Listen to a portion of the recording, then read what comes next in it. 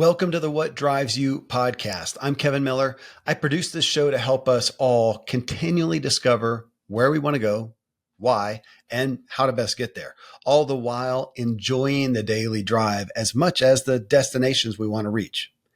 In this episode, our story affects the planet and how and why to do anything that matters. So I'm more focused than ever on how our personal stories are what drives us. Part of my own story is care and concern for our planet, not because I'm super altruistic, but I just adore the outdoors. It's my playground. I selfishly want it conserved and protected so I can keep enjoying it. And yeah, my grandkids as well. So I'm driven to do that. How can I help conserve and protect it? But I also realize how frustrating it is. I have a full life. Taking time to recycle or limit my use of resources feels like a drop in the bucket and a hassle. Then comes along Bill Weir. He is CNN's first and current chief climate correspondent. He's a celebrity news reporter. He's written a book now titled Life as We Know It, and in parentheses, can be. Life as We Know It can be. Stories of people, climate, and hope in a changing world. And it came from some letters he originally wrote for his son, which I appreciated. And the book's crafted to follow Maslow's hierarchy of needs. It's really interesting to me. Bill states, now more than ever, human stories will be the difference between destruction and salvation. Climate change on a degraded planet is not a problem solved by physics or technology. It's a problem created and solved by stories. And that's what piqued my interest. That's why I invited him on the show. So I sat down with Bill. Honestly, I also wanted to just get some education and understanding about what is actually happening from someone on the front lines, not just someone else theorizing and what they've heard. Well, Bill draws on his experience creating and hosting the primetime CNN original series, The Wonder List with Bill Weir. It's streaming on Discovery Plus. Well, Weir and his team, they produced 4 seasons of the show across 28 countries, highlighting just wondrous people, places, cultures, and creatures on the brink of seismic change. Bill's actually won an Emmy Award for his work. He's one of those news reporters like they depict in the movies. You know, he was among one of the first reporters into the floodwaters of New Orleans after Hurricane Katrina and Japan's tsunami zone during the nuclear crisis of 2011. He dodged Taliban bullets in Afghanistan, let network coverage from Iraq. He was the first American to broadcast live from Tibet. His live shots have come from atop the Golden Gate Bridge and below the waters of the Great Barrier Reef, while his adventure reporting includes jumps from hot air balloons and hikes deep into the Amazon and a fun night spent lashed to the side of Yosemite's El Capitan. That actually doesn't sound fun to me.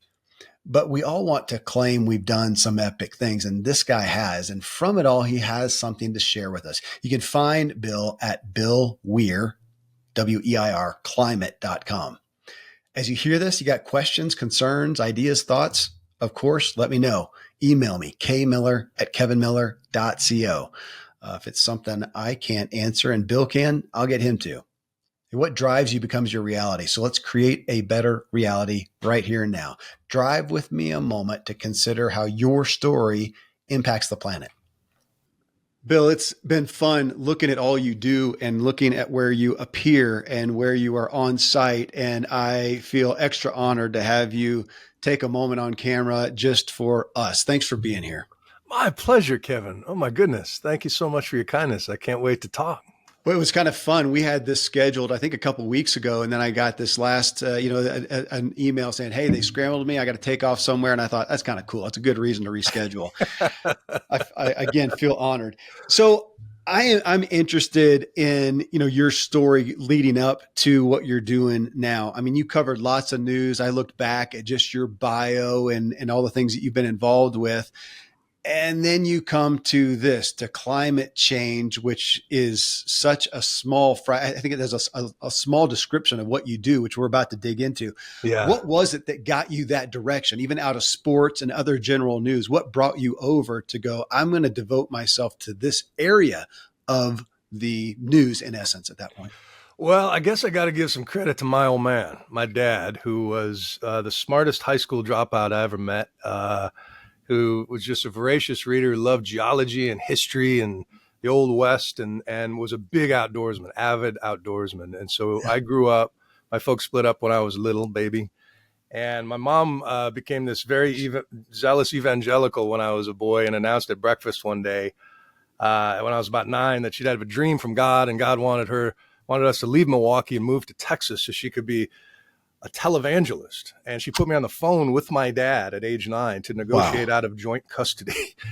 Anyway, he let me go, and the dreams kept coming. So I went to 17 different schools in 6 states around the Bible Belt mostly. Wow. But then would come back to spend my summers with my atheist outdoorsman dad in the mountains of Colorado, or hiking in Utah, or canoeing up in the Boundary Waters. And he instilled in me a real sense of wonder, both for the natural world and our place in it, and our just the gift we have of being alive on this ball of life in the galaxy at this time.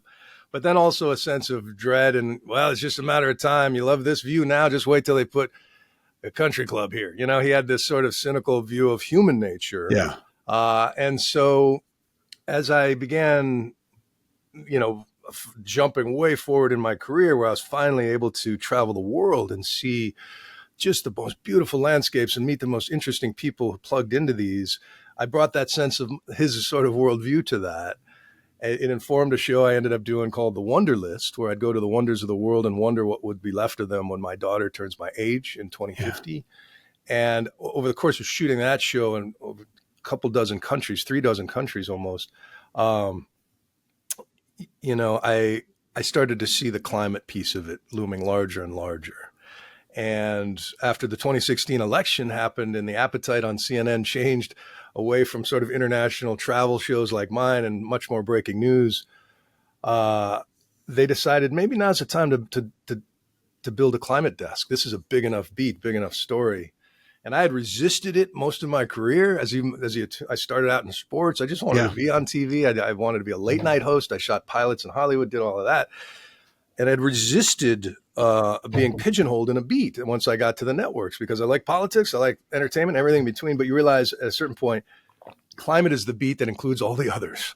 Foreign policy, the economy, health, shelter, transportation, food supplies, all depend on an ecosystem in balance, on a planet, with predictable weather patterns. And we don't live on that planet anymore. And there's so much just human story in this. There's so much possibility, so much optimism you find from solutions, but also so much connection we need to make. And so, man, this is probably the last story I'll ever tell, because there's just so much of it to tell. Well, it is interesting as I'm reading it, and you're, CNN's chief climate correspondent, and I'm going, climate correspondent. It sounds more like a spiritualist to me, which makes sense with your background. And then you got this book, and it's patterned after Maslow's hierarchy of needs. I mean, again, that's why you're here. That's why this is interesting. Yeah. This is, you're barking up my alley here. And I would not have thought about it with climate. So you've expanded my horizons to be in line with the climate on this issue. And so Maslow's hierarchy of needs, I don't know. So my listeners have heard that a lot in the past. Okay. Really in the past year, it has come up. It came up through one of my guests who was talking about it, and it got me thinking about it. And we were talking about kids before we got on the mics here. And as with my adult kids, I'm looking at them, and especially my ones, I've got a couple that they're just graduating from high school, and I'm looking, and they're now supposed to go out and fulfill, the bottom line, the basic needs, get a job, pay your rent, buy food, get clothes, and I'm thinking, guys, I'd rather, let's flip, as you talk about Maslow's hierarchy of needs. I want you to figure yourselves out, figure out your values. You do that, I think the rest will figure itself out. Am I tracking on your perspective? You were singing my song, brother. Absolutely. Yeah. This book started out actually as a series of Earth Day letters to my little boy. He was born at the height of the pandemic in 2020. I love it. And I do have to say his name's River. I love that. One of the boys I was just talking about, his name's Canyon. So we've got... oh, fantastic. Yeah, there you go. So keep going. But I love that you wrote that. I remember back when I was a kid, the guy who wrote Life's Little Instruction Book. Right. Yeah. For his kid, and it became this bestseller. And I had thoughts of that as I was reading, but go ahead. Good. Yeah, no, I'm a fan of that as well. It it was more a cathartic, therapeutic Yeah. exercise for myself, just to both journal this craziness that was happening outside. The world was in lockdown. Politically, the country was all over the place, and so it started as sort of a letter of apology, like, welcome to the world. Mm. Sorry we broke the sea in the sky for you, but I'm glad you're here because we need all the helpers we can get. And what started is just like you said, was, where should this kid live? I realized this boy is going to live to see the 22nd century, and the changes. I mean, my grandparents lived from the Wright brothers to the space shuttle. Our kids, my little boy, River's generation, will see that, will make that seem as quaint as the butter churn, man. We Yeah. are, with AI supercharging things. It's just, we're already living through an industrial revolution. Most people don't even notice what's happening. Anyway, so just like, where should he live? What will food look like? And when I start thinking about human needs and what drives us, you can't help but smack right into Abraham Maslow, who is an amazing life story. He's from Brooklyn, where I live. His father was a Jewish immigrant from Kiev who's basically got a job making barrels and married a cousin and started the most miserable family. Abe was the oldest of 7 kids and just described a mother who was just mean and racist and nasty. And he Mm. brought some stray kittens home once and she smashed them against the wall. And then outside the home, he had these anti-Semitic gangs chasing him down. He tried to join a Jewish gang, and the initiation was to tie up a cat and kill it with a rock. He's like, there's just too much awfulness in the world. So he would go into the library and was a voracious reader and became a brilliant academic. And he studied ape dominance at the University of Wisconsin. And he did his field work on a Blackfeet reservation in Canada. And he came back and he started putting all these ideas on motivation and the best of us. While most of his peers were focused on mental illness, he wanted to seek out the real achievers, the generals and CEOs, and figure out what their secret sauce was. And he wrote all of this in 1943 in an article in Psychological Review, A Theory on Human Motivation. And while he never actually described a pyramid shape, that's what pop culture takes it as, that pyramid. And what I realized is that we created a sort of an ecological crisis, plastic crisis, climate crisis, by the way we fill our pyramids and the stories we tell ourselves about consumption. And I grew up taking the bottom of my pyramid for granted, the physical needs, air, water, temperature. I never thought where any of those things came from or if they were stable or sustainable. The layer 2 on the pyramid is your safety needs, which is, shelter and rule of law and an economy, and all the stuff that breaks down when I'm covering a hurricane are in those first 2 layers. But even, I grew up sort of middle class and lower middle class, and I never thought about where the next meal was coming from or if the water was even available or clean. But these days, and even Maslow acknowledged, this is written for a time of peaceful abundance. Yeah. A couple of years later, or a year later, Hitler would invade Poland, and all of that would change as Hitler tried to fill his pyramid of needs in the most perverse way, right? But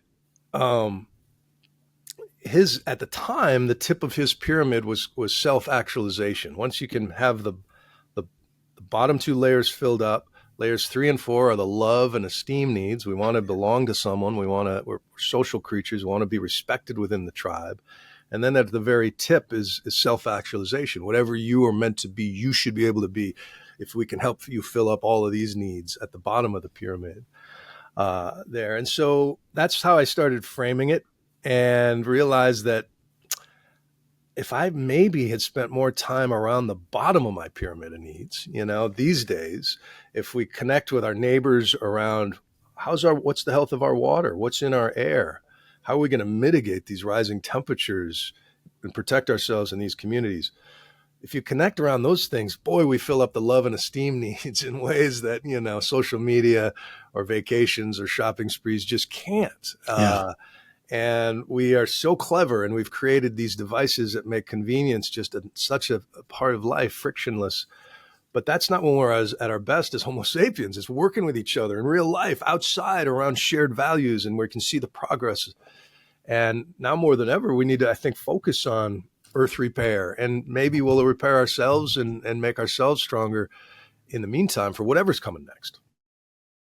The context of community stood out to me as you wrote Yeah. about that. And just as you said, we've got so much convenience, we've got so much comfort, the comfort crisis, as Easter wrote about, and we don't need those things to survive. We need them to thrive, but not survive. And bringing us over here, motivating us to desire it, it feels like the Holy Grail. And so you talk again. I appreciate you talking about stories. And Yeah. I wrote, even before understanding some of your religious, context in the background, that you're talking about stories. And I wrote faith. You're talking about our faith. What do we have faith in? And if we go around having faith that there's just plenty and there always will be, then we live like we are now. Right. Is that's I take it that that's the context of the story. Until we rewrite that story in our heads, it feels hopeless. Fair? Totally. Yeah. And it's because we don't have much perspective on time. I use my kids as living sort of units of measurement when it comes to time. Like in their lifetime, X will happen, X is predicted to happen, all of that sort of thing. But over the long scope of history, if we scale the age of the Earth, which is 4.5 billion years, too big of a number, too many zeros, you scale it down to a 45-year-old house. The Himalayas were installed 5 years ago. Human beings moved in 3 months ago in Earth time. The Industrial Revolution started when I started this sentence, in that like blink of Earth time, we have altered the chemistry of the sea and the skies and moved mountains and bent rivers to our wills and gone to other planets. And we just think that's normal. It's not. It's just we're so powerful. And, everything in our lives, the borders, the currencies, our faiths, our government systems, how we define our political parties. These are just stories people agree on in the moment, and they're under constant revision, as you can see, daily everywhere around the world. And one example that I like to use is I grew up with being told the story that if I wanted to show my love for someone, I spent 3 months' salary on a diamond, because diamonds are forever and they're precious and they're rare. Guess what? They're not. It's just pressurized carbon. There are gigatons of diamonds underground in vaults in Botswana. It rains diamonds on other planets. It's the rarest element in the known universe is wood, a tree. We're the only planet that has trees. But good luck giving your fiance a wooden engagement ring, because the story is just, it defines it. It tells us what's precious. And so yes, the idea, the mindset, the way I put in, I like to use these history lessons sprinkled in, where we went to the brink.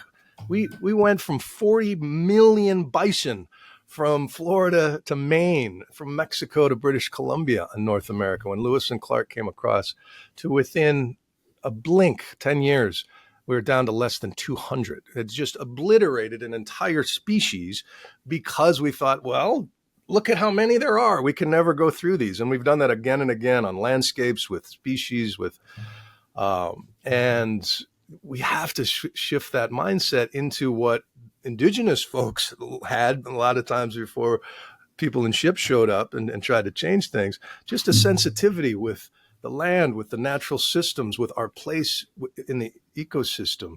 I got so excited reading that Colorado is the second state to legalize outdoor preschool.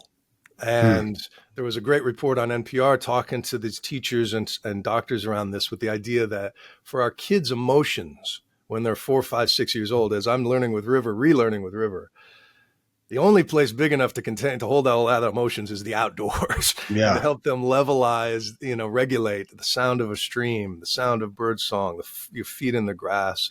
And modern life has detached us so much from that we don't even recognize when entire ecosystems are dying off, or the climate is changing in really harsh ways that farmers and anglers and outdoorsmen understand more intimately because they're plugged into it. I just try to remind folks of that as much as I can.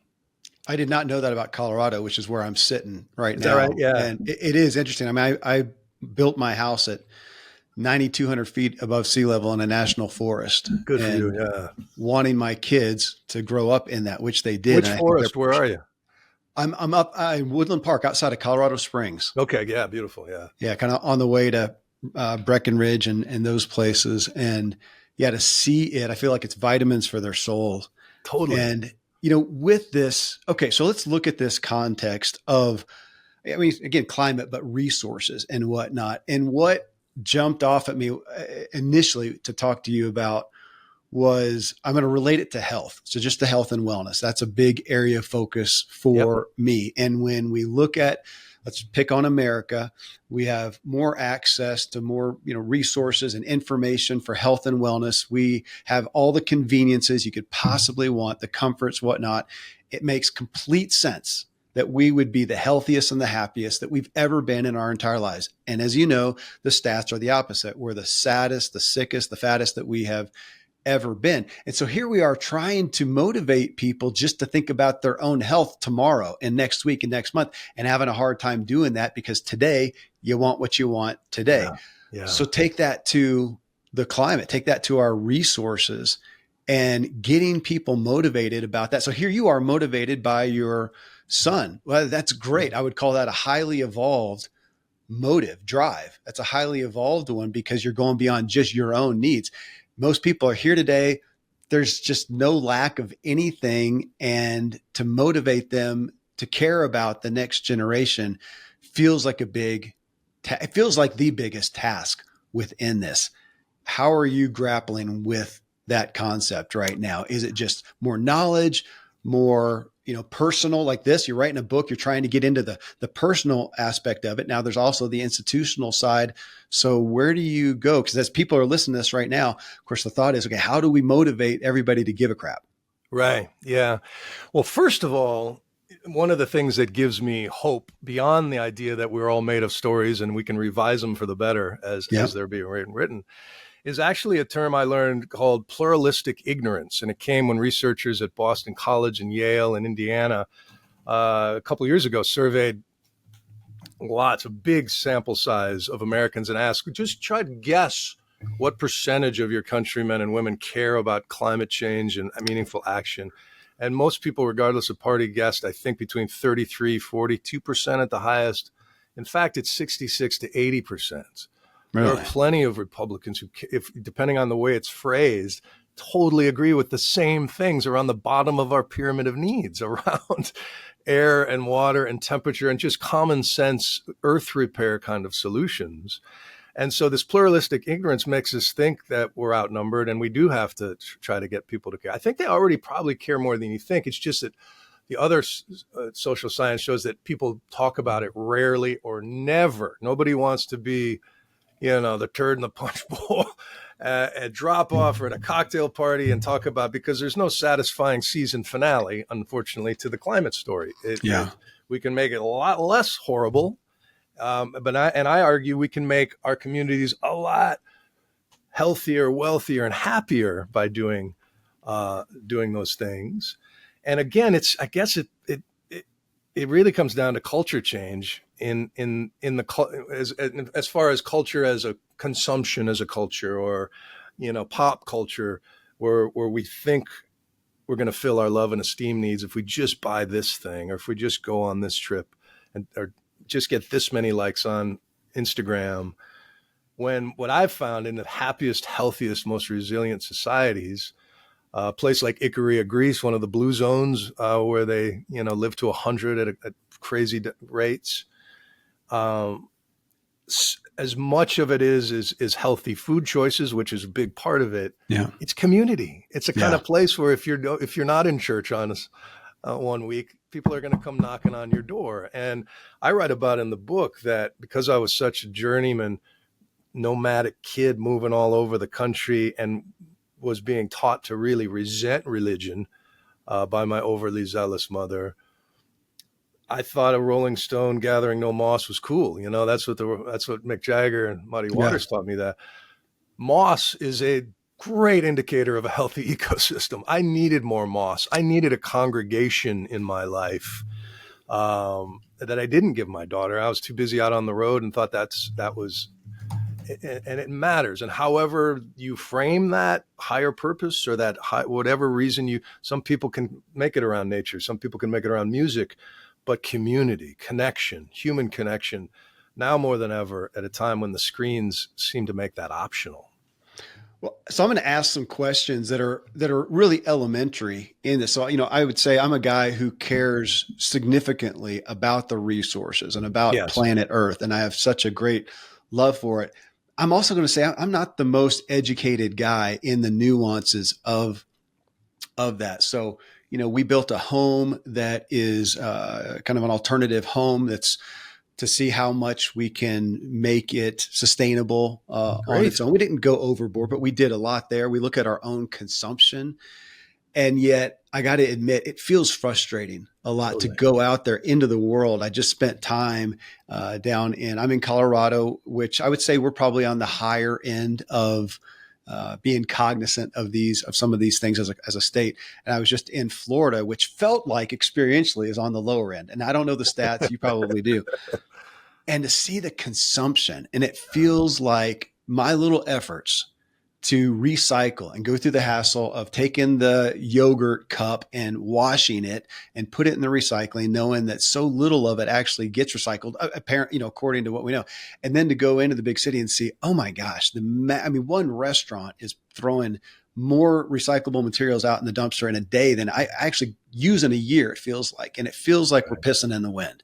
Yeah. Like a drop in the bucket. And it's demotivating. It really is. Now, I still have my value, but then I'm looking at my effort and thinking, really, is this making an effort? And so we're going back to what drives me the most has probably been my kids, my older kids who are that generation who are looking at these issues and then bringing up the importance and being in a community then. So I've got a little blue zone that's advocating this. That helps me. Otherwise, man, if I was living in a different place, it's so difficult to feel like, is this really worth it? It is, because what I've found is that human connection can be really galvanized by trauma, right? And so a sudden disaster like a hurricane, or a wildfire sweeping through, or even a 9/11 type of national attack, really brings people close, because you're sort of going through the 5 stages of grief at the same time. But the long distance or the slow motion disasters, droughts that last a long time, famines, where we can look across the fence and say, wait a minute, where did they get that? That's really tears at the fabric. And this crisis, because it's so long and because it's the global community, yes, it's easy to go, wait, I'm walking to work and past the heliport. I ride a city bike to work every day. Not because I'm trying to be Captain Planet or virtue signal, but because New York City has great bike paths. Yeah. City Bike has these amazing e-bikes. They're everywhere. And I've now have almost 5,000 miles on these clunkers without noticing, right? I just like moving through the city that way. But every day I drive past a heliport where people are taking, helicopters to go shopping or go, because they don't want the traffic to the Hamptons. And if you get caught up in that, but that I guess it applies to anybody. Well, somebody's cheating on their taxes, so I might as well. Or somebody's cheating on their spouse, so why not me? You got to draw the line. And I think it's brilliant that you are cognizant about that in your family. It's just part of being a good person, about being sort of sensitive. And regardless of all the societal signals that tell you greed is good, and the guy who dies with the most toys wins, that's just stories of certain that come in and out of vogue. I write in the book on how when I was working construction in my high school days and college days in Colorado, outside of Aspen, my dad settled in Old Snowmass. And I got a job working on a crew that was building Prince Bandar's house in Aspen. Prince Bandar was a Saudi ambassador to the United States in the 90s. He was building a 55,000 square foot home that was bigger than the Pitkin County Airport. And he had to give the county basically an elementary school to get the zoning for this. They've since limited now to, I think, 15,000 square feet max, which was the size of the guest house on this particular one. But at the time, in the late 80s, when this was happening, this was like aspirational, right? Culture. This was, wow. I'd tell friends, you wouldn't believe the inside of this place. They have a pub that the prince bought in London and had reassembled inside. Yeah, lifestyles of the rich and famous. We love it. Exactly. It was cool, right? And now I look at it with such disgust, at the excess of it, and the history of how the price of it fluctuated over time. It goes back to the whole thing. We're just made of stories. And if the story is that you need a 55,000 square foot home, well, we're going to run out of earth next week, because who's to tell the 5 billion people in the developing world who don't even have reliable running water and electricity that they can't have a flat screen TV and a good hospital when their kids get sick, because they're chasing the same things, right? And if we can't help them leapfrog our mistakes and come up with a more sustainable way, the good news is that technology and innovation has caught up with the problem now. And for the first time in human history, after everything we've seen in the natural world was built using fossil fuels, which accidentally created this trillion-ton carbon Godzilla in the sky that's ruining everything.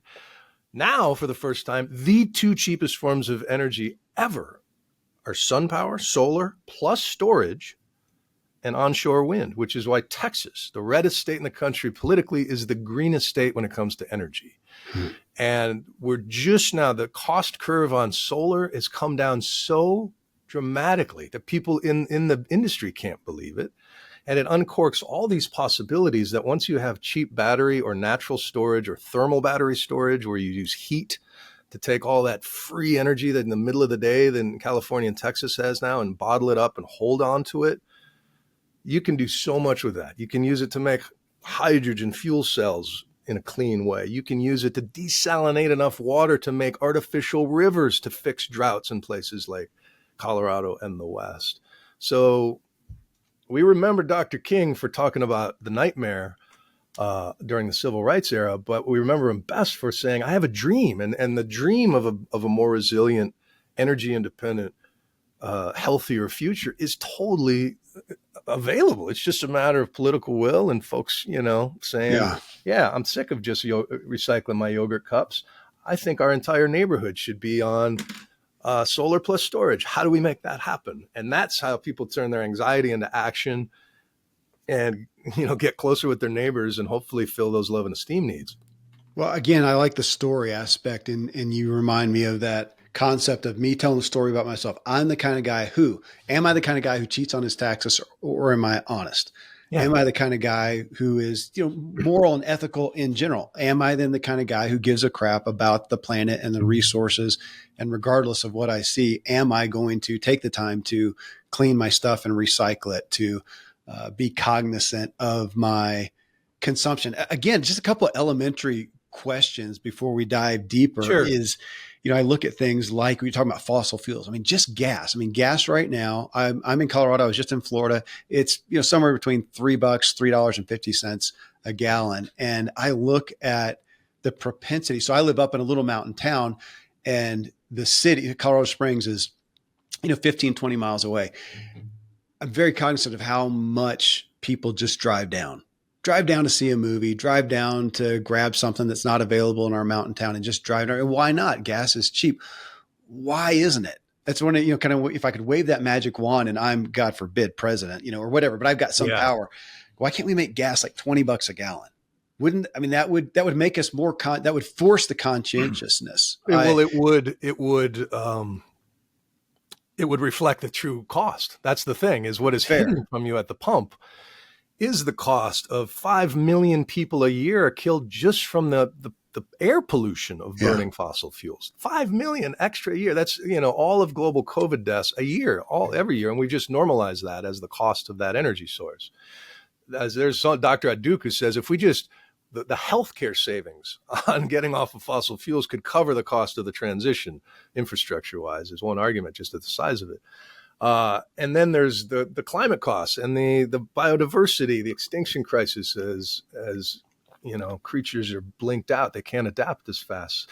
Yeah, it would be $20-$30, and we're still in a place, the human story of the moment is giving billions in subsidies to the wealthiest companies in human existence. ExxonMobil and Saudi Aramco and the other big ones are making record profits, especially since Putin invaded Ukraine and created a whole different pinch over there. But what's the thing that people are just now waking up to is that, and it's the reason over 80% of new big utility scale energy projects that went online in the last year or two are all solar or wind, are all renewable, is that once you build a sustainable power plant like that, the energy delivers itself to you. Yeah. You don't have to fly to Riyadh and ask a sheik to give you more wind or sun. It's just coming. You don't have to spend billions chasing it under mountains, piping it across. It's there. And that is why I just saw this amazing analyst out of Bloomberg, the top 7 Chinese solar companies, long term, because a barrel of oil is burned in a week or two, and a solar panel produces energy for 25 years. Those top 7 Chinese solar companies, long term, are already have the potential to produce more energy than the top 7 oil and gas companies in the West. Wow. And it's just a matter of how fast society leans into that. Let's hit more on just the personal motive. I mean, again, the show is called What Drives You. What is the motive here? And what ideas you have around this? Here's my example. It's an odd example, but it was really stark to me. So I went on a mountain bike trip recently to Fruita, Colorado. It's just a mountain bike haven. And there's this one area that's real popular. It's called like Section 18 or Road 18. I don't know, but there's a road. So you park here, you got all these zillions of people with all their, fancy equipment and whatnot. And you ride like a mile and a half, 2 miles or 3 miles. I can't remember what it is. You ride up the road and you have all these trails to come down. So it's just a blast. But here's what's interesting. I just said you ride up the road. It's literally I think it was paved or gravel. I don't know, but it was a legit road, just an easy road. Next to it is a trail. So you can take the trail. Well, we're out here. We're the mountain bike, rock stars. We're just being studs out there. And I'm thinking, well, it's harder to ride the trail up. But with the road right here, it's so difficult to make myself do the hard thing when the road's right here. I can get up quicker, I can get up easier, and I can have more fun. It's all about me. Yeah. And yet the trail is what we're going up to ride down. The trail is what we normally would ride everywhere, and we would never even go on a road, but with it's right beside it. And that was my thought, that when the hard thing is there like that, let's say washing the recyclable stuff, and if I was literally felt like I'm getting a rebate, I'm saving money, or the yogurt can, I got to reuse it or whatever. Cleaning it was no big deal, but because nobody's going to know, right? And I'm sitting there taking my time, I don't really see any benefit. I'm having faith that it's even going to be recycled. Totally. Instead of pitching it in the trash, I'm going to wash it out or put it in the dishwasher, go through those steps. And just realizing that with the comfort, with the convenience, as you said, with the ease that we have, that we're having to proactively go over here and go, okay, I'm going to have to have faith here that this is worth it, that this is actually a benefit, and do the hard thing that I don't have to. I'm going to take the trail, even though the road is right here. It again got me down to, man, we're really talking about personal motive at a core level that our earth depends on. And so again, I guess, or maybe your answer is we have to have a story that creates the motive. I do. Yeah. I mean, so I'll use my example of my grandmother. When she passed away, we found these piles and piles of aluminum foil that she had been washing and recycling and saving, because that's what they did to beat Hitler in World War II. Right. Wow. So that greatest generation planted victory gardens, and they blacked out their shades at night, and they rationed nylons and rubber and everything in order, as part of a collective war effort, because the story was so potent. Here's the threat: if you don't do this, our boys are going to lose this. And people talk about that. We should try to motivate folks around climate that way. Let's nationalize the factories and start building heat pumps and all of that, which would be ideal to fighting the crisis. It would go a long way and probably save a lot of lives and fortune. But politically, we're just not there, because the enemy is not so obvious and scary. They're not wearing the same matching uniforms and goose stepping, and what we're fighting against is stories of consumption and our own patterns. And yeah, like you say, there's a certain, we've reached the part in society where what would have been like the Spartan warriors 2,000 years ago, like the alphas or personality wise, now have to pay money to get into a Spartan race to make themselves that uncomfortable. I'll pay Yeah. extra Yeah, exactly. to do Perfect. an ultra marathon, to Yeah. do the kind of physical and emotional, to put my shoes kind of the test that our ancestors literally every day they got up. And when they're deciding how, what were they going to eat that day, it was a test of tooth and bone, right? Yeah. So you can't motivate the masses for that when the story is all about you deserve an all-you-can-eat buffet and you won't have to lift a finger in our 5-star resort and all of those sorts of things. So I think big picture, I mean, how you motivate yourself to do the right thing. I think the more you fall in love with the natural world around you, more you understand how they depend on you, maybe that could be an emotional trigger. Like if you get your kids around pollinators and the bees, and like if we lose the bees and the butterflies, then that makes it much harder to eat our food. And what can we do to take care of those? Yeah. It doesn't feel as fruitless, when statistically doing your part, it's more of just being sort of living your life consciously around ways that there's a better way to do this. There's a more efficient way to do this. That's pretty cool. It's the challenge is making that story as potent as a war effort, nationally. And you actually, I was going to read, this is right out of your book. You're talking about your kids, and you said that, you talked about the idea of walking on a beach that was once full of starfish and sea life, and now it's empty, and trying to convey to the kids what they're missing, what used to be. And you talk about that publicly. And yet you said, and then people shrug and move on with their lives because there's always something else more present in that day. Yeah. That's the root of it. And That's you hit it. Yeah. Yeah. And we adapt so quickly, man. And whether it's, getting bored with your new phone, 5 minutes after you set it up, we've already adapted to that. The novelty is worn off, and we've lost the wonder that used to come when those kinds of gee whiz purchases really changed your life, Yeah. And now it's so, and again, that is, it's extended people's lifespans around the world. It's lifted billions out of poverty, the way we would define it before. But the folks in the developed world at the high end of it, I think, like you said, are fatter and sadder and more isolated than ever before. And that's just all about societal stories and that we tell ourselves. Well, the awareness here, I mean, that's what we're doing. That's what That's your what we're book trying is to doing. do. Yeah. That's what you're doing. And you're doing it to me. So I'm sitting, I'm literally in Florida and was, going through your book and reviewing it and looking up. And it was about that time. And my mom just moved into a new house and she bought a ceiling fan. Okay. So I opened the box. I don't know the ratio, but I feel like the parts were about a 10% of the box. The rest of it was the box. Yeah. It was huge styrofoam to hold every little thing perfectly, so it doesn't break. Plastic upon plastic pieces, in plastic bags and bigger plastic bags. And so when we got the fan out and put it up, what's left, it felt like it was all still there. The incredible amount. And then we ended up going to a Habitat for Humanity restore, went there, which some people may not go because it feels like they don't want a used item. And yet you go there and there's the same fan, maybe a nicer one that somebody, came into their house and said, that's the wrong color and put, a nicer fan. And it's already assembled. It's been used. We can take it down, use the same thing. There's no waste. And just those shifts. Exactly. But it took, even for me, it takes awareness. Otherwise, you don't think about it. And you can go down to just Walmart or Home Depot and you buy a new thing and all the packaging that you then throw out. Right. How can we make those little incremental steps? It's interesting, Bill.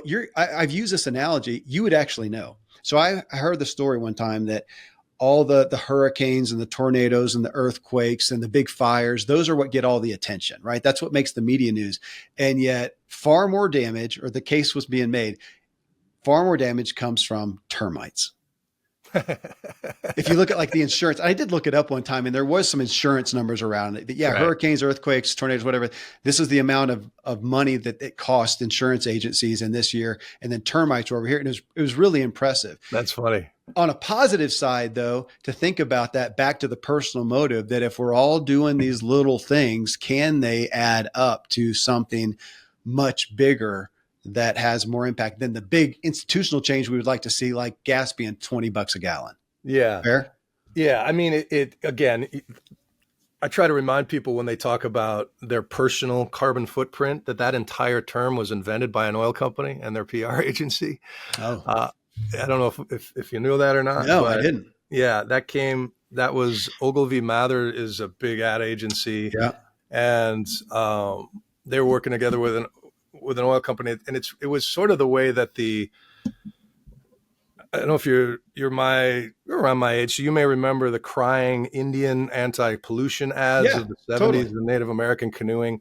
Most people don't realize that wasn't a Native American, it was an Italian actor, and that ad wasn't from the Sierra Club or environmentalists, it was from packagers, big bottling companies trying Wow. to offload the social responsibility of all their waste of their products onto the consumer. And while they're actively fighting bottling Interesting. refunds and market systems to get people to bring those old bottles back, they only you can prevent this. They were dumping it on that. And it's the same thing with the carbon footprint. It was created by an oil company to make it like, well, so I become obsessed with how my flight miles or the size of my air conditioner or something, like, when in actuality, you could fit the people who are most responsible for the climate crisis on an ongoing basis in a couple of Greyhound buses. They're the C I suites of the read that in biggest your book. oil That's and convicting.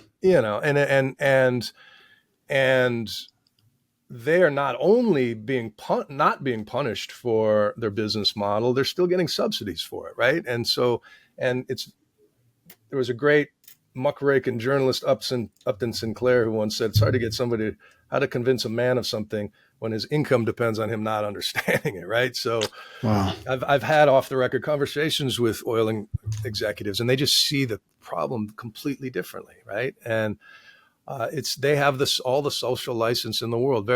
People aren't picketing gas stations. Yet some activists will go after a pipeline, but at the consumption level, it's such a part of our lives right now that people like Tom Steyer, who's a big environmental investor who ran for president a few years ago, and others, even like Al Gore, and in real climate active spaces, is it's the whole way forward. It's not about moving into the woods and going off the grid and living in a yurt.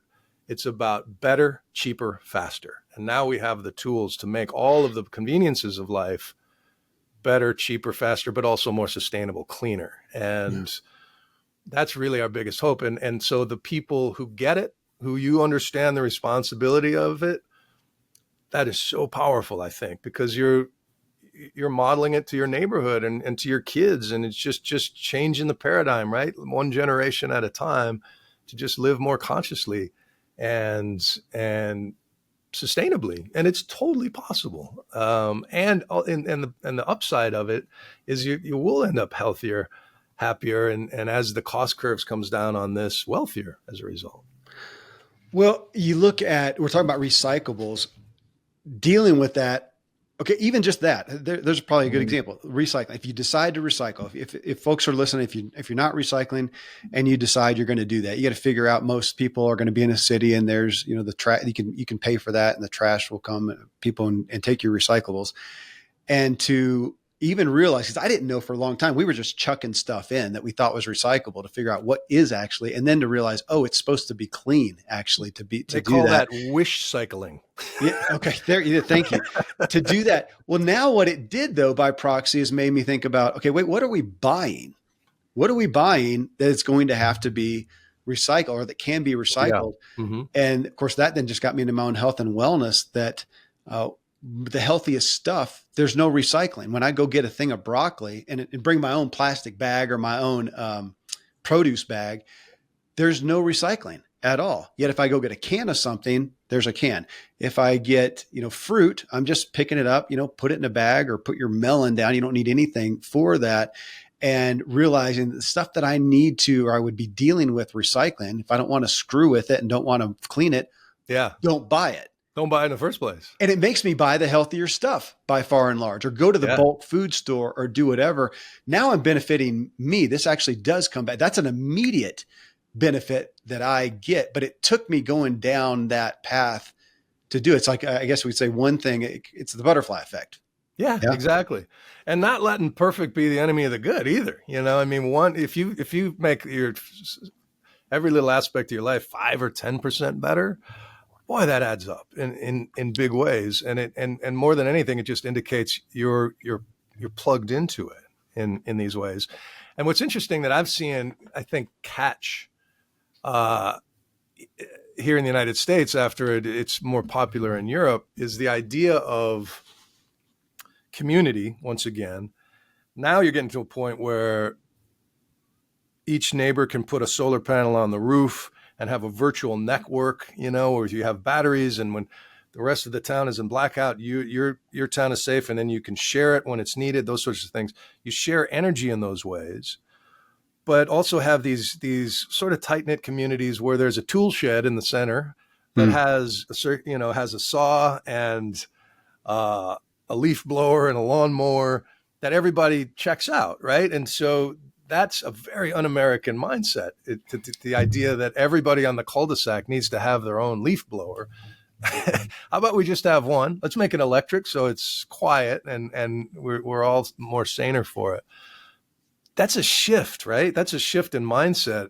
But those kinds of communities, I think, will get through what's coming with far less pain. It's all about trust in each other, and when you start to prop each other's choices up like that, and say, I see you, wanting to celebrate the non-plastic option. I'm with you on that. Let's figure out ways to come together and do that together.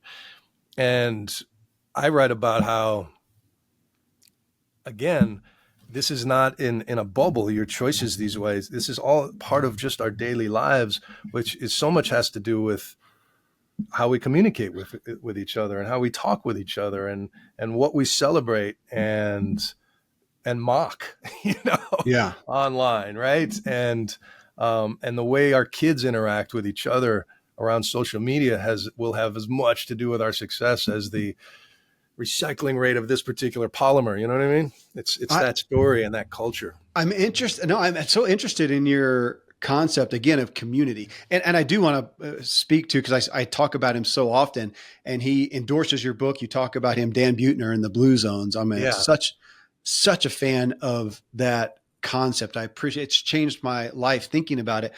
But that what you just said, the American, I'm going to pick on America, the American ownership aspect. Yeah, that every house, we live here, and every single house has a riding lawnmower. Let's say that we use once a week or once a month or whatever, depending.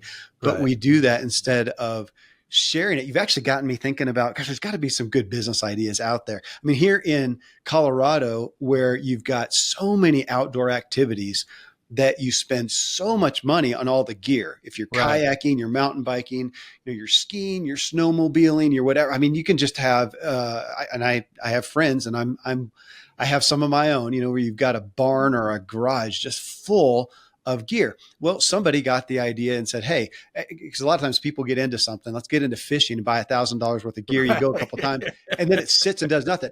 Let's let you rent it, Yeah, just like, yeah, sharing that. So you can go rent the gear, go do your thing. How great would that be with just your average things, a moving truck, a tractor, a riding exactly. lawnmower, like you said, a leaf blower, these things that, I mean, it'd be best if we lived in a neighborhood and everybody just kind of pitched in and it was all in a barn in the middle.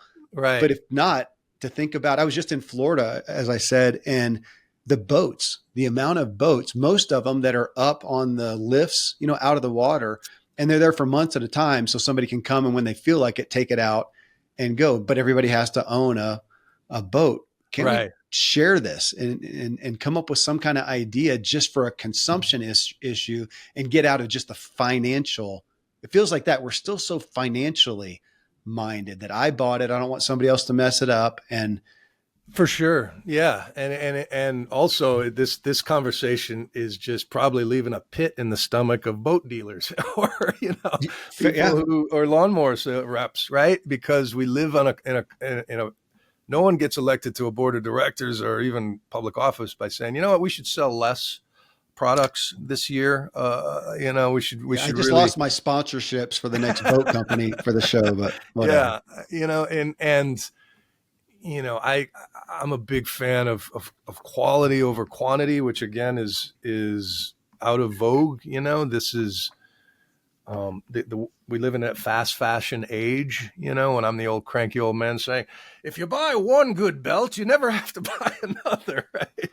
But uh, but again, how do you celebrate the kid on TikTok who makes those choices? How does that become as sexy as the unboxing video where the kid shows off their haul that they just got?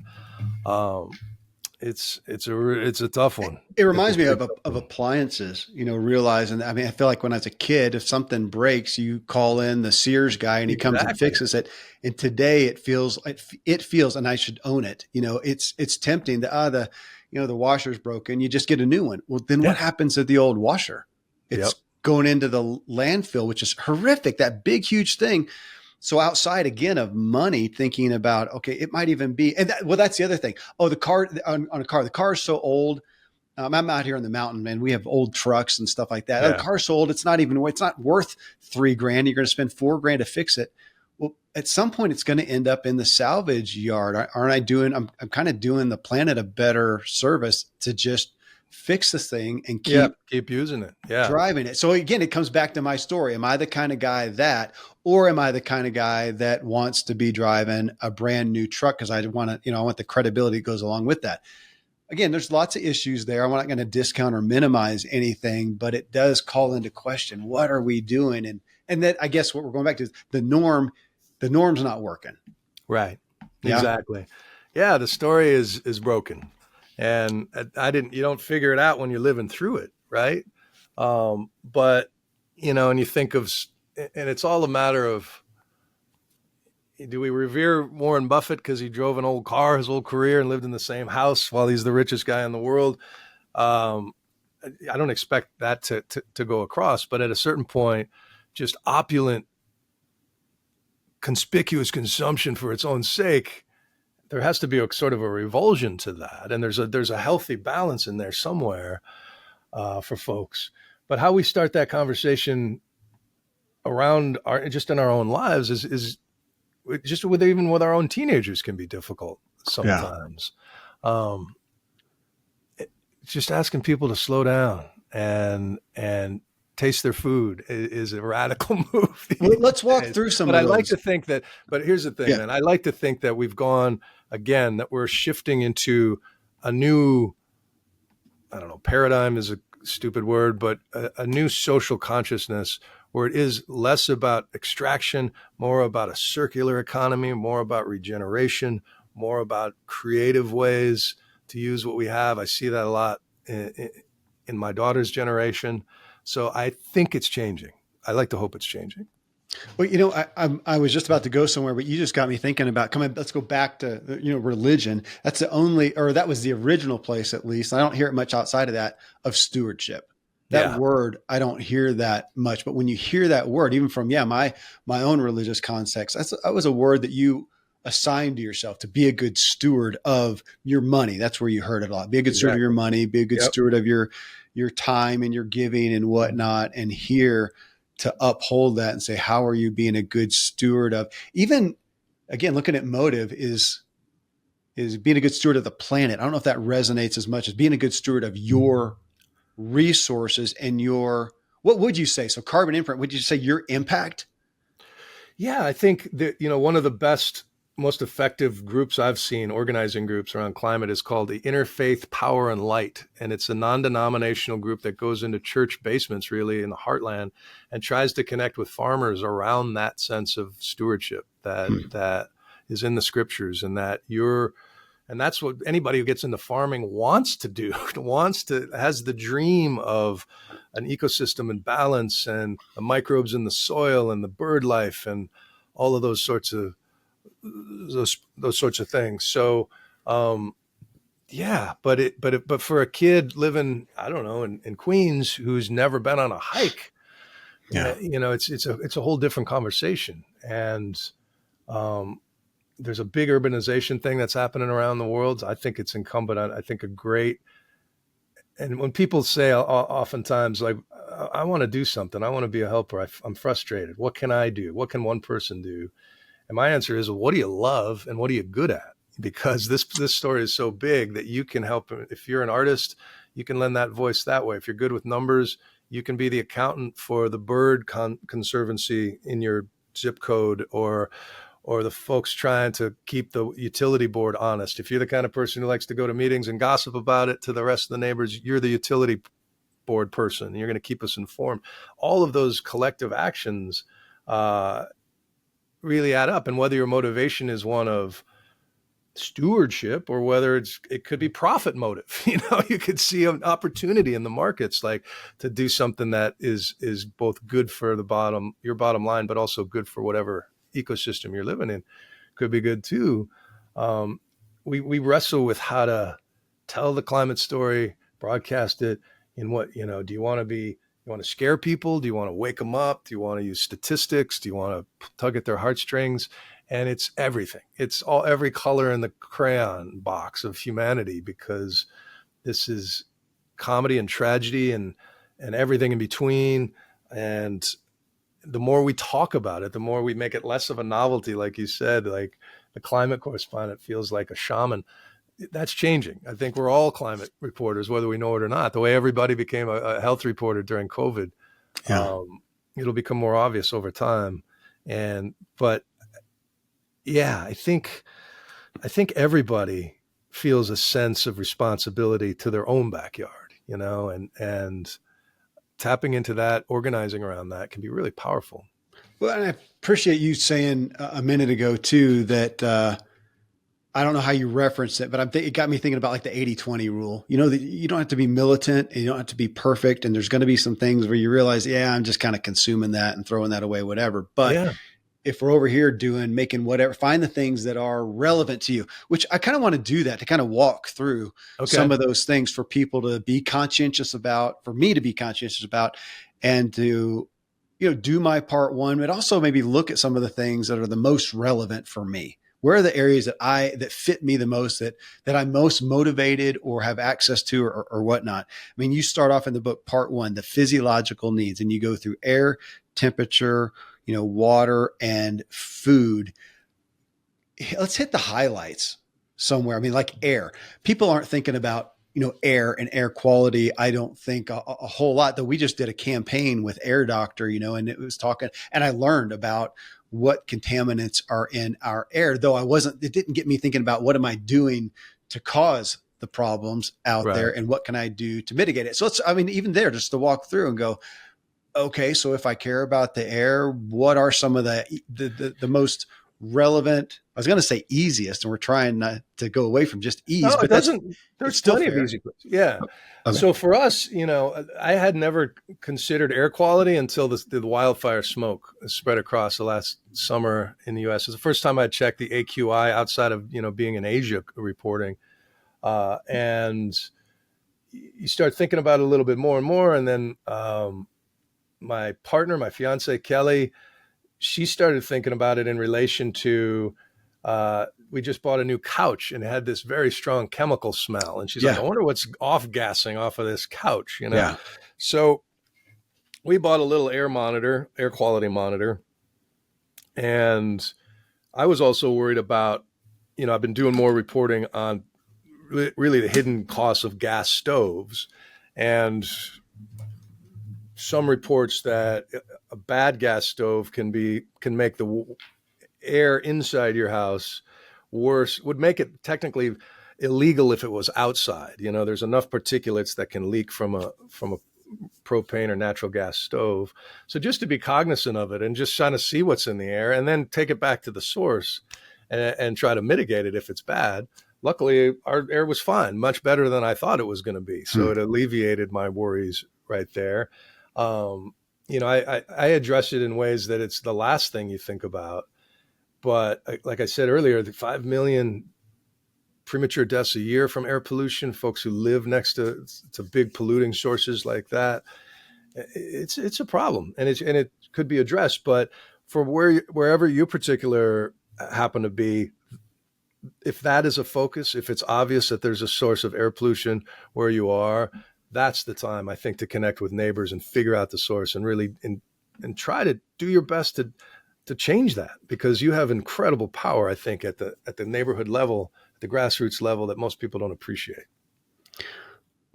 Temperature is the next one, which that's a big Temperature one is to the hit. one. I think most people are wrestling with that right now. Yeah. Is, the science says that when river is of my age, that the average American city will feel like it has moved about 500 miles south. I So read my that. That's scary as can be. our Brooklyn neighborhood will feel like Jonesboro, Arkansas. If you are in Phoenix, could feel more like the Sonoran Desert, which is inhabitable a lot of the year. And so cooling as a right, as one of the very bottom pillars of your pyramid of needs to keep you alive.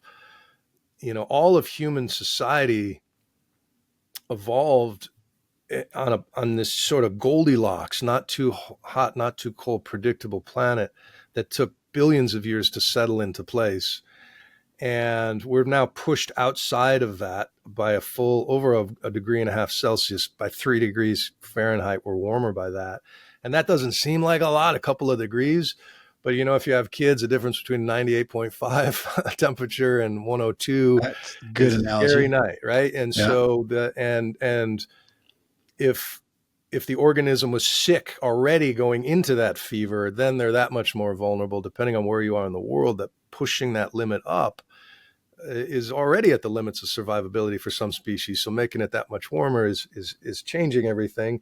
And that is going to change things in ways that you don't imagine. It's going to change growing seasons and insurance rates and building codes and immigrant streams and property values. All of these things are shifting as the temperature rises regionally and wherever you happen to be. And so thinking about cooling, thinking about if you are out west in a place like Tempe or Santa Fe or whatever, a lot of places are already ahead of the curve when it comes to rainwater harvesting, shade policies of shade. There's a professor out of Purdue who invented the world's whitest paint that can reflect 99% of sunlight back into deep space and can cool a building by 10 degrees Fahrenheit just by reflectiveness. So our cities, I think, are going to get whiter as things get hotter, kind of like Mykonos, Greece, where they figured out the reflective properties of white shelter, and then heat and shelter kind of really go together, because in the shelter chapter I get into, where I talk about working for Prince Bandar on that house, and then the inverse of that is some of the most sustainable neighborhoods I've ever visited is in Arvada, Colorado, is just insulation. The story in the United States is you build a house with kind of skinny walls and big furnaces and air conditioners instead of the other way around, and have really well insulated, almost Pueblo style, thick walls. And then minimal heating or air conditioning is needed if you have the right kind of insulation. So there's sort of a revolution going on around construction, and it can be life-saving in when it comes to heat, especially. Well, hey, I can speak to that one, Bill. Speaking of, there's some of the communities up there. So we built a house up in the National Forest, 2,400 square foot pad, and then 2 stories, so 4,800 square foot home, post and beam, and then infilled it with straw bale walls. Nice. Okay. Yeah. So we've got 20 inches on average of these massive lumpy straw bale walls. And we do have radiant heat, water temperature or hot water in the floor, but we've got this massive wood stove, and you heat it up in there, and it's unreal how it retains the heat, which is why we did that. And it was incredible. And the amount that we, gosh, even just noise in the house, there's not forced air gas. It's just, it's quiet. It's comfortable, but it's weird as can be. Totally. Yeah. No, this idea came in the 70s during the oil embargo.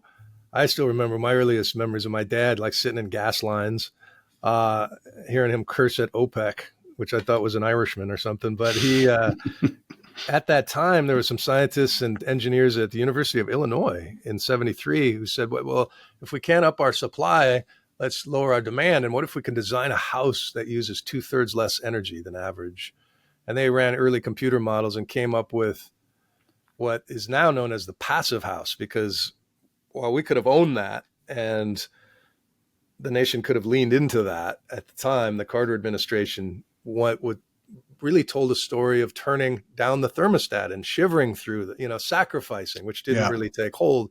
The Reagan administration comes and changes that mindset around it. And so Germany took that idea, and now passive houses are, there's a whole standard around them if you really want to get particular, but just anything closer to that. And I was just at the Breakthrough Energy Summit in London, where Bill Gates invests in over 100 companies that he thinks are breakthroughs in a more sustainable world. And one of them was this company that figured out a way to triple glaze windows in a very cheap, fast, efficient way, because glass is a horrible insulator, and on a blazing hot day, you can just feel it radiating against your hand. But this kind of window, you don't feel anything. You use a space heater on the outside. It's a really interesting demonstration. And so there's even a new company. Another one of his startups was invented by a professor out in his garage who was working at Lawrence Livermore Labs. But it's basically like Fix-A-Flat for your house, where you set up this thing that sprays a non-toxic aerosol that fills every leak in your envelope. Even the size of a grape, it'll plug it up, because so much of our construction is just leaky. And because we think energy is cheap and we just crank up the thermostat, you have no idea that if you aimed a heat camera at the outside of your house, it's like glowing because all of that extra heat is radiated out. And we just don't think about it. I never thought about it that way. I had a lake house, where you could feel the drafts like shoot up your pajama leg, because it was so old and creaky. And I'm just cranking through the woods, the stove, whereas sealing that baby up could have been so much better for everybody. But I was more obsessed with the aesthetics of, the siding. I wanted it to look good from the outside, not caring about how much heat it was leaking. And I'm a big backpacker camper, and my daughter bought me this thing I was so excited about. I took over the holiday. It's a startup company it's figured out a way to take a camp stove that you would use to make your coffee. It's a little wood burning camp stove, but with a patented technology, they turn that heat into electric energy. And there's a plug on the side of this thing. You can charge your phone while you make your coffee.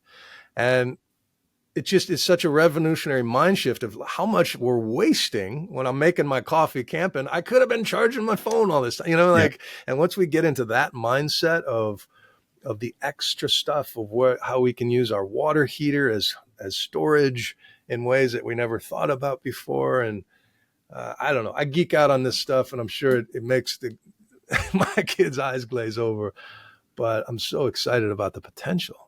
Well, again, if it helps us all make one tick, kind of that, 1 degree difference, it adds up. The next category here was water. Tell us about water. Well, we have so many problems with water on a hotter planet. It's created this sort of whiplash. Places that were dry before are really dry now, or places that used to get somewhat wet get really wet. And where you live in that part of the country, the Colorado Basin, keeps 40 million people alive. Can it keep 60 million people alive? Not at the current rates because of drought, and then in the oceans, between acidification, which is happening, chloral bleaching as a result of the overheating oceans. There's a ton of problems around water. And again, it's one of these things that we don't put value into. We turn on the tap in the United States without thinking of where it comes from. Yeah. And if nothing comes out, well, we can go get a case of bottled water at Costco or whatever, and you shrug it off. But in places that are the most vulnerable or cut off are starting to be the canaries in the coal mine that shows us what societies happens when it does dry up and how quickly things can break down. And so there are big problems, but there are also amazing solutions in desalination technologies. The prices is coming down. I talked to a couple of lab partners at MIT, guys from India, one who grew up, bringing water in buckets. They figured out a way to clean up the dirtiest of industrial wastewater in like fracking operations in the Permian Basin, but they can do semiconductor prefabs, like where they use a ton of water, even the dirtiest, and recycle that. And if you imagine industrial processes that don't have to take water from nature anymore, and certainly don't have to discharge the the polluted stuff into our lives, that's a much better future. So it's possible. Again, we got to get there. But how I think about what's in the water and where it comes from. I use the best water filtration system. A lot of folks can't afford it, but I think it's hugely important. And also connecting the dots with my kids. We were on a trip and we drove to this place called Never Sink and Bittersweet, which were towns that had been flooded to make reservoirs for New York City. Oh. And as another reminder, a lesson on how the choices we make in life, where the conveniences, somebody pays for those in some points. And out west, especially, they're getting into the mindset of like the movie Dune, the Fremen, where every drop is precious and can be reused and recycled. And Las Vegas is a great example of a city that increased its population by many-fold while decreasing their water consumption, just by being smarter, by recycling the brown water, by tearing up lawns that you don't really need in the desert anyway. But again, it starts with the story around it and our appreciation of it, and mention the consumption. I live out here. All my neighbors were on wells. We all have our own well and our own septic, and a lot of them up here in the mountains, they have issues with. They'll run out of water. They really have to watch it. I have a great well on mine, so we have never run out of water, and it's doesn't cost us necessarily.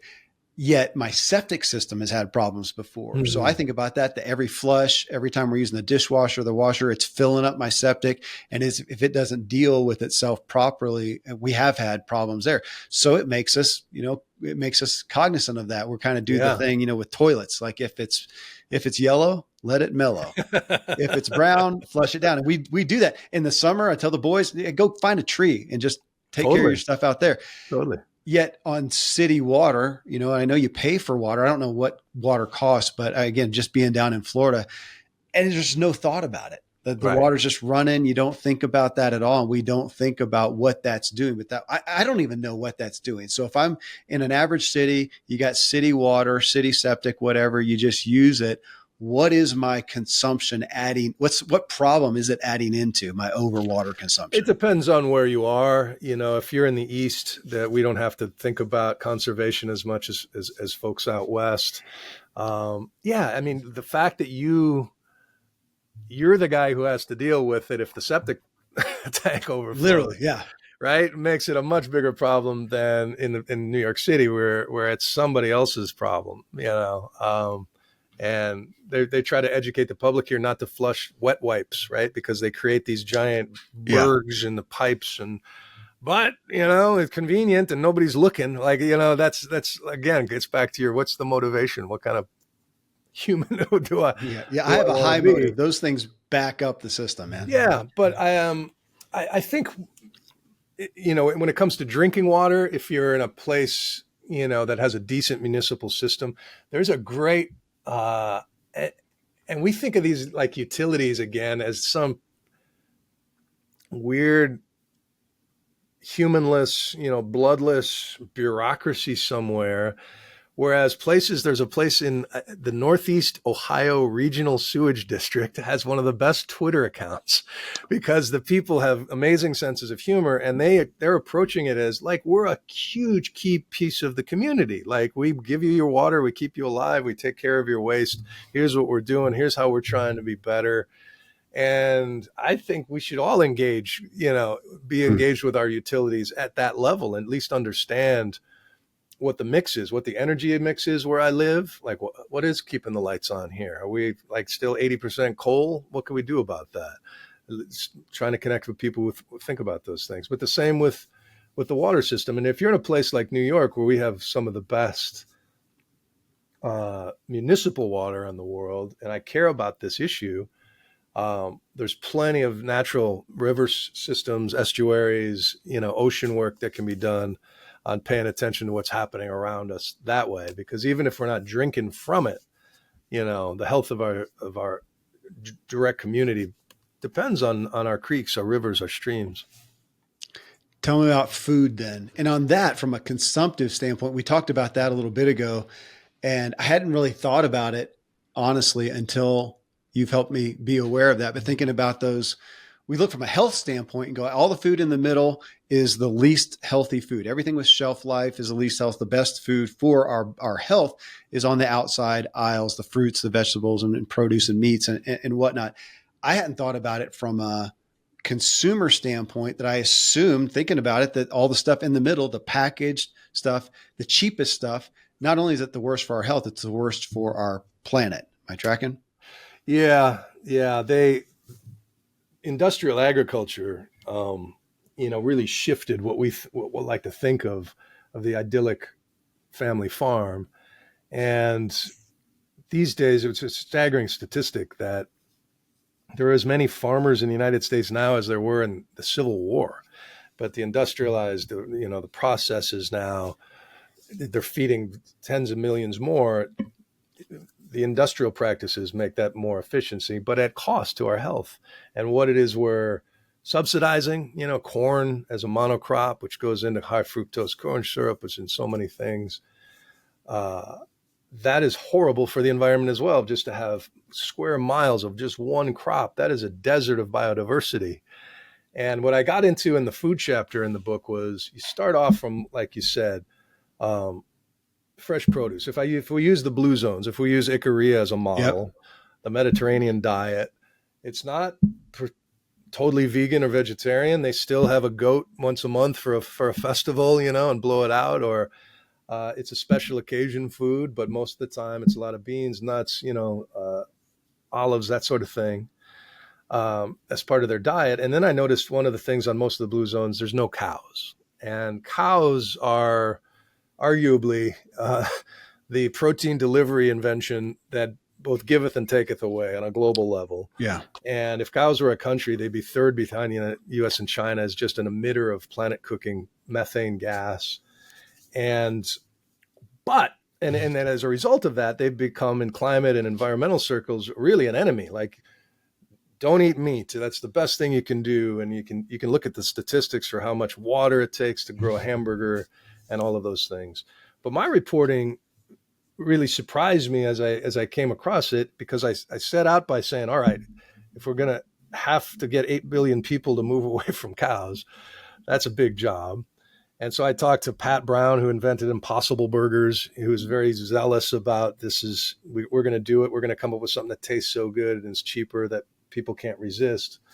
And talked to people who do lab-grown meat. I actually did an amazing journey to Yellowstone National Park, where these scientists discovered a microbe living in the hot pots in Yellowstone, the steaming geysers, that is an incredibly clean, fast-growing source of protein that they grow into just these mats that look like sort of chicken breasts. And then they can use that to create artificial chicken or meat or all these different products. And so there's all this incredible food science happening, but there's two problems with the thought that we're going to convince everybody to go vegan.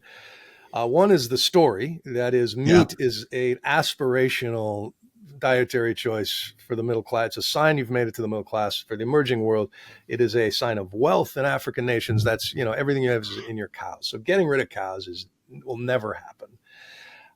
And so there's the story part of that. And then there's the soil.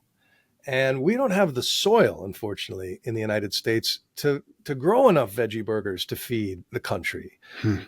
When Lewis and Clark crossed the United States, there was 15 feet of thick, black, rich topsoil that had been built by the poop and hooves of all those bison and elk and deer. And over generations of industrial farming, pesticides, artificial fertilizer, petrochemical fertilizers, that living soil full of microbes is just turned to dead dirt. And every crop, every harvest, the nutritional value falls a little bit. And I'm just talking in very broad terms. And the biggest way to bring back healthy dirt into healthy soil is with the poop and hooves of big animals. And so it's not really the cow that's the biggest problem. It's the how. It's how they're grazed. And farmers who actually move their cows the way buffalo do, which you use one line of electric fence and you move them every few days, instead of just leaving them in one big field to eat the ground down to the dirt, They hit and run. They eat a little bit, and the grass grows back with deeper roots. It draws down more carbon, holds more rainwater. It has more microbe health, more biodiversity, more bug life. And a team of scientists led by Peter Bick out of Arizona State, compared neighboring farms, 5 sets of farms in the Southeast over 4 years. And the farmers who move their cows like buffalo, I saw all these advantages. And most of those, then the other part of the experiment was to see if you could convince the neighbor to change, because most farmers are kind of stuck in their ways. And 90% of them changed into this. And so now it's a matter of getting the big producers in the world to think in those terms. Again, a natural, nature-based solution that can make things better, much better, maybe not perfect. But if you can, as a consumer now, sort of think in those terms, my rule is eat from restaurants or farmers markets or fisheries or hunters or meat producers that will invite you to where they work, that will invite you in and will show you their operation. I'm really scared of the ones that won't let us in, won't let us see, the meatpacking plants. They don't want us to see that because it would ruin our appetites, I think. But there are ways to try to eat locally, try to, either through co-ops, get together, and maybe you buy your meat once a year from one of these if you have a freezer, just thinking in those terms.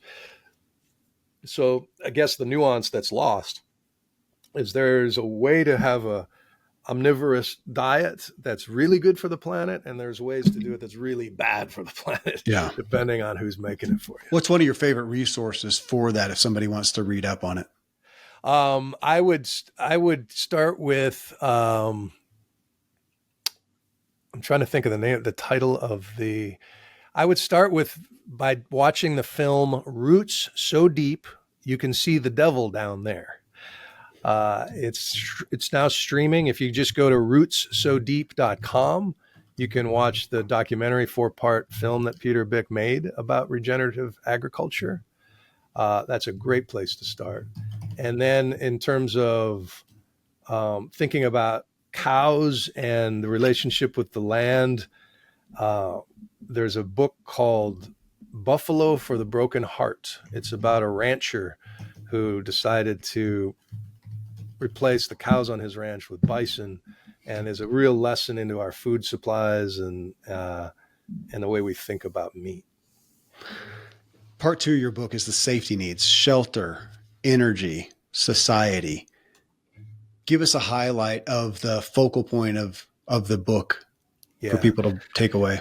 So we moved into the safety needs of level 2 now as we get into shelter, and that's where I really look back at my days in construction and really wanted to look around and see what were the sort of mindsets I had around shelter and how should my kids think differently. And that's where we sort of get into the passive house, the origins of that. And this Geos neighborhood I visited in Arvada, Colorado, that wanted to be the first net zero neighborhood in the country. But the developer only got about a fifth of the way through before he got a divorce and then had to sell off the rest in a settlement.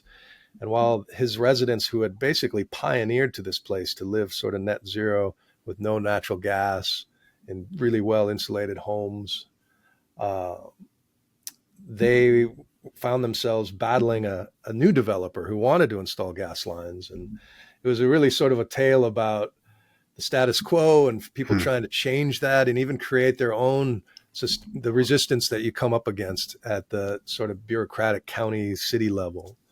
But the one that really gave me the most inspiration came after I was covering Hurricane Ian in Florida a couple of years ago. This is the biggest, most expensive hurricane to hit Florida. I was riding it out in Punta Gorda there on the Gulf Coast. And about 10 miles from me inland, while my this whole region was plunged into darkness for a week after that storm, there was about 5,000 people who never lost power, who watched the entire storm on TV come right over them, and they never flooded.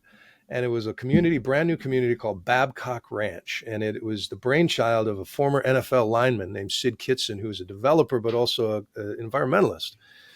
And he wanted to prove that you could be both, especially in a place like Florida, which is hard to prove. Yeah. They've been burned a few times. And he bought this huge, almost 100,000 acre tract of Babcock Ranch, which had been largely preserved by a family. The state wanted to buy it and turn it into a nature preserve, but there were complications. But so he did, gave most of it back to the state. So he had this wildlife protection around him, and then designed his development with the natural flowways.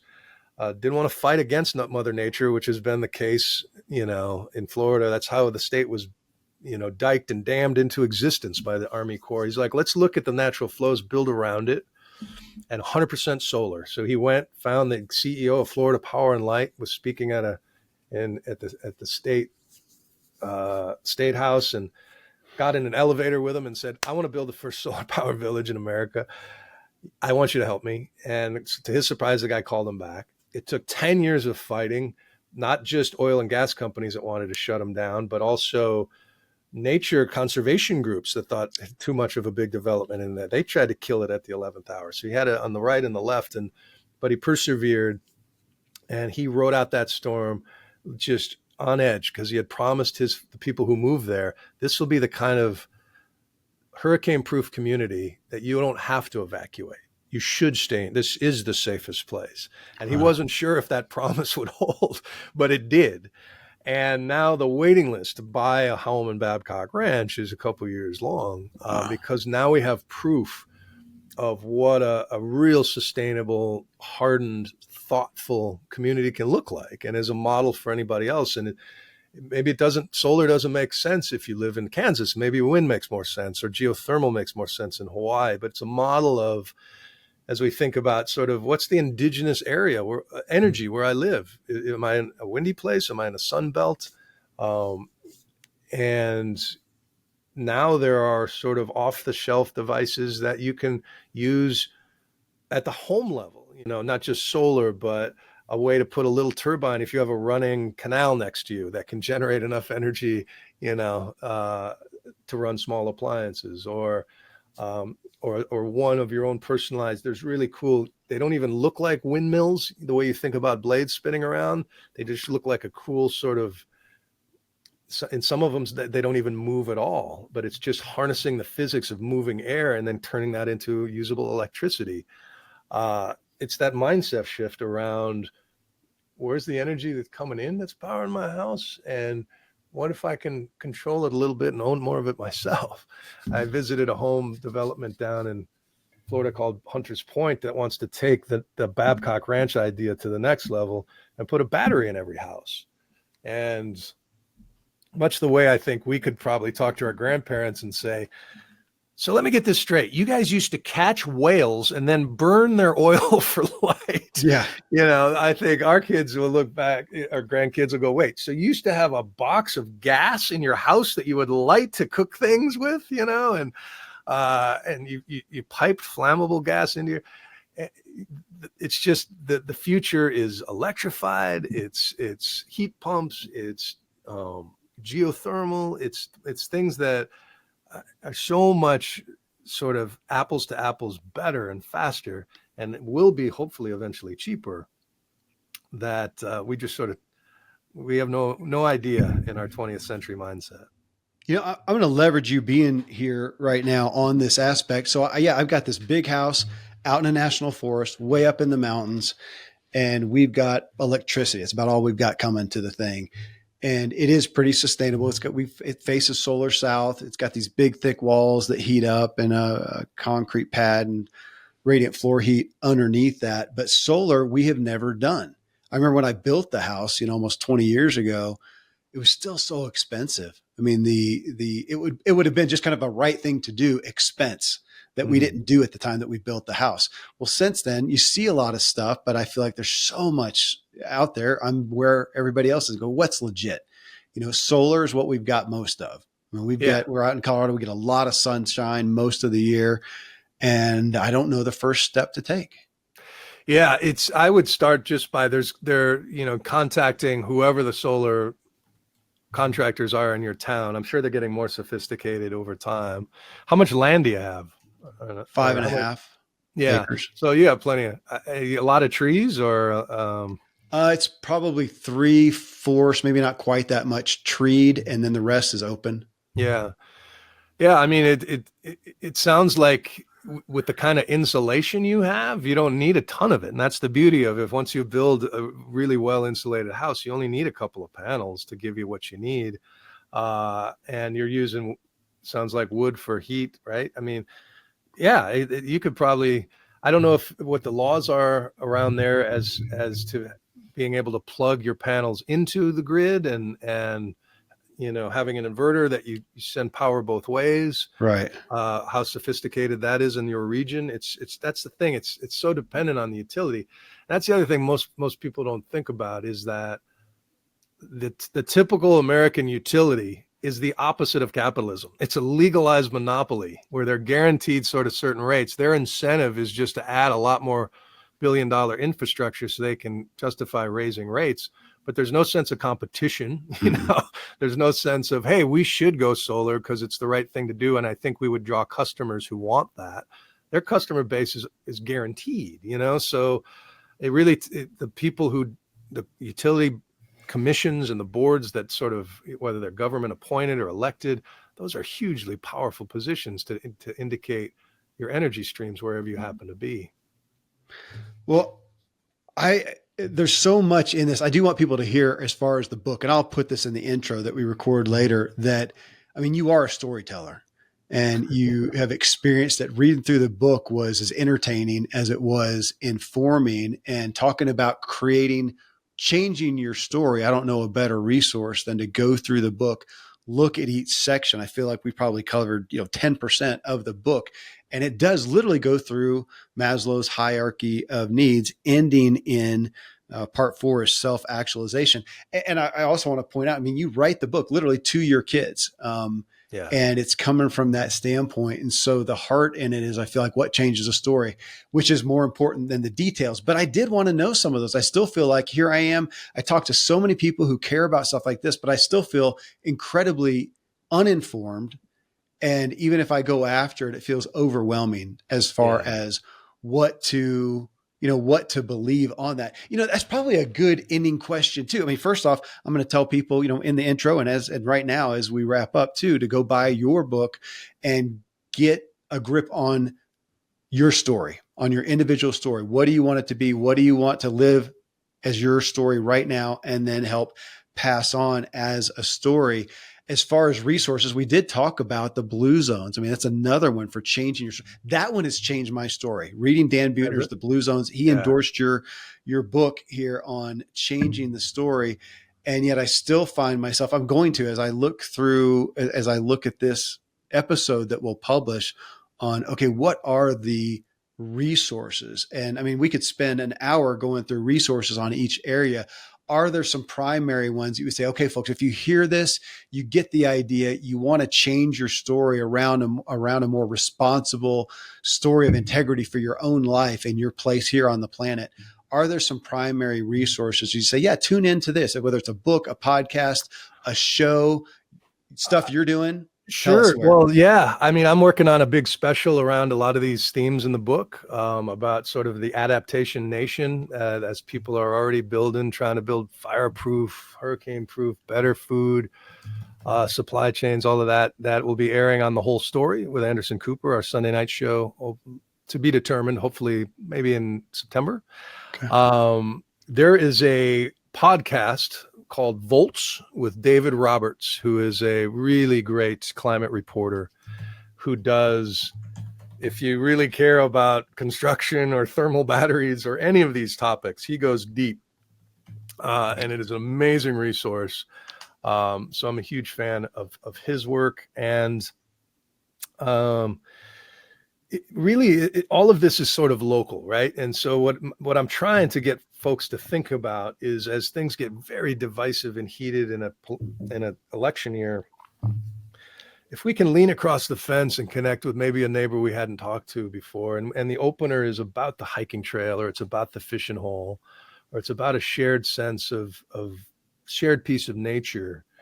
And hey, what do you think about this restoration idea? What if we did a little bit around this? And sort of engaging with each other around nature, where the conversations may go into a community solar project, or wouldn't it be cool if we could all chip in and get the ice cream truck a solar generator, because we love that guy, and we don't want our kids breathing those fumes. Just anything, any kind of a shared project that makes your community 5%, 10% healthier, more sustainable. And then that could snowball into even bigger things that you haven't imagined yet, and meeting allies you didn't know you had around the corner. And are there national groups that we could find locally, like, national aspects of this? Sure. I mean, if you're thinking about, there's conservation groups. I don't have a dog in the hunt in terms of endorsing them. I really would encourage people to look at their own conservation groups around them. But if you're interested in what I've said about the passive house construction, or LEED LEED certified construction, if you go into any of those places just to get ideas on energy conservation, the Department of Energy actually has a great website about all of these ways to make your home a little more efficient, if that is something you're interested in as well. If you're thinking about vehicles, there's myriad rabbit holes you could follow in between different EV ownership groups or clubs, those sorts of things. I wish I had a catch-all for everything, but it really kind of depends on which of those, air, water, food, shelter that gets you working the most, And the best place, obviously the book will be promoting that and continue to, for folks to get that. And otherwise, as far as tuning in to you on a consistent basis, what are a couple places you would send us? I'm on CNN.